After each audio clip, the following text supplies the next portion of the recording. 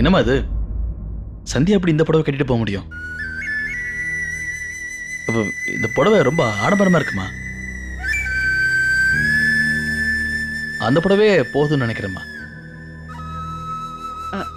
சரி சரி, உங்க 2 பேர் விருப்பப்படையே செய்யுங்க. சரிம்மா. அத குடுமா. பரவாயில்ல அத்தை.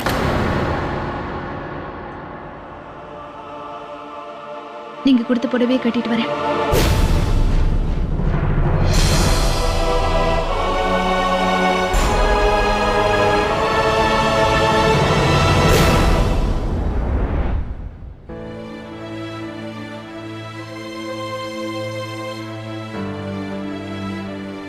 இந்தா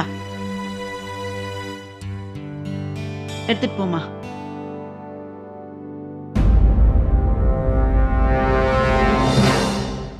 என்னடா குட்டி கண்ணா, தூக்கம் வருதா உனக்கு?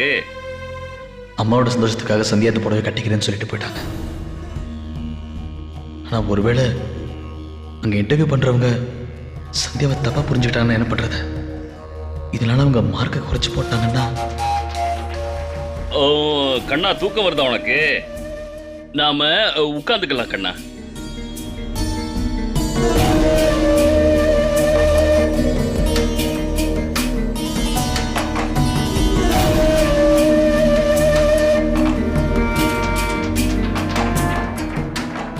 பரவாயில்லக்கா, இந்த புடவை உங்களுக்கு ரொம்ப ரொம்ப பொருத்தமா இருக்கு. ஒரு விஷயம் சொல்லட்டுமா? உங்களோட புடவை கலரை பார்த்து அவங்க உங்களுக்கு நல்ல மார்க் கொடுப்பாங்க.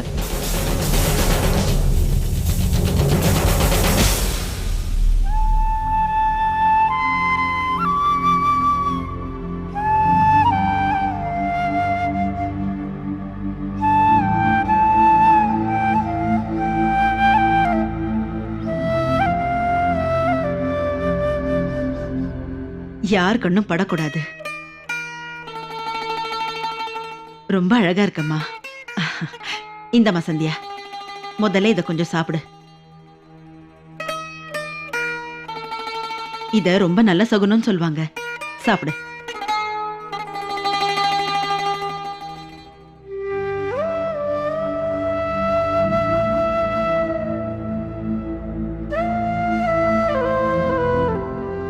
நல்லா இருமா.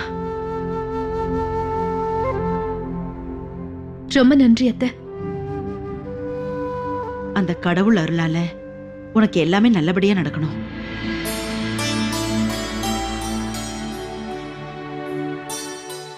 அப்புறம் இன்னொரு விஷயம், அங்க கேக்குற கேள்விக்கெல்லாம் பதில் சொல்லு. எதுக்கும் பயப்படாத. எனக்கு ரொம்ப நல்லா தெரியும், நீ ரொம்ப தைரியமான பொண்ணு. இவங்க யார பார்த்து பயப்பட போறாங்க?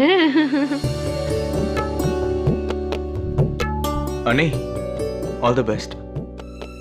சந்தியாக்கா, ஆல் தி பெஸ்ட். சந்தியா அண்ணி, பெஸ்ட் ஆஃப் லக் அண்ணி. சந்தியா அண்ணி, பெஸ்ட் ஆஃப் லக். இப்போ என்னோட சார்பாவும் உங்களுக்கு ஆல் தி பெஸ்ட்க்கா. ரொம்ப தேங்க்ஸ் மீனாட்சி.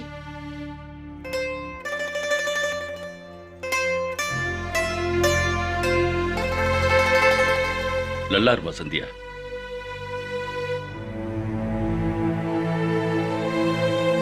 நல்லபடியா இன்டர்வியூல பதில் சொல்லு.